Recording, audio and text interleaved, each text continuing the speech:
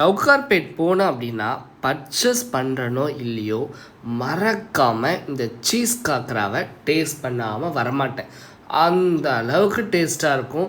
சவுகார்பேட் போகிறது main reason இது சாப்பிட்றதுக்காக கூட வச்சுக்கலாம். அது எப்படின்றத பார்க்கலாம். ஒரு பவுலில் குட்டி குட்டியாக கட் பண்ணின குக்கும்பர், அதாவது வெள்ளரிக்காய், குட்டி குட்டியாக கட் பண்ண வெங்காயம், ஆனியன், குட்டி குட்டியாக கட் பண்ண டொமேட்டோ, தக்காளி, இந்த மூணுத்தையும் சும்மா அப்படியே நல்லா மிக்ஸ் பண்ணிக்கோங்க.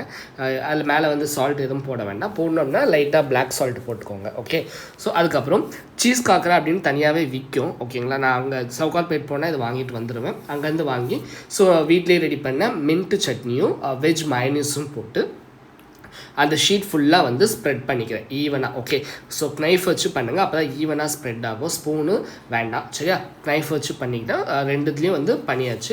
அதுக்கப்புறம் மிக்ஸ் பண்ணி வச்சுருந்த அந்த ஆனியன், டொமேட்டோ, குக்கும்பரை வந்து அப்படியே ஃபுல்லாக எல்லாத்துலேயும் ஸ்ப்ரெட் பண்ணிவிட்டு மேலே லைட்டாக வந்து சாட் மசாலா போட்டுட்டு அதுக்கப்புறம் மெயினானது இந்த சீஸ் க்யூப்ஸ் தான். இந்த சீஸ் க்யூப்ஸை ஃபுல்லாக நல்லா அப்படியே ஸ்லைஸ் போட்டு அதுக்கப்புறம் அதை வந்து இந்த 4 பீஸாக கட் பண்ணிடலாம். அதுக்கு மேலே இதை காக்கராவை எடுத்து வச்சு அதையும் 4 பீஸாக அது தட்டினாலே உடஞ்சிரும். ஓகே. ஃபஸ்ட் டைம் செய்கிறதுனால எனக்கு கொஞ்சம் பதட்டம் ஆகிடுச்சு. அவ்வளோதான். பிளேட்டில் மாற்றிட்டு மேலே வந்து ஓம் பொடியை போட்டு அப்படியே எடுத்து அப்படி உடச்சி அப்படி கடிச்சோன்னா ஐயோ ஐயோ ஐயோ செம்ம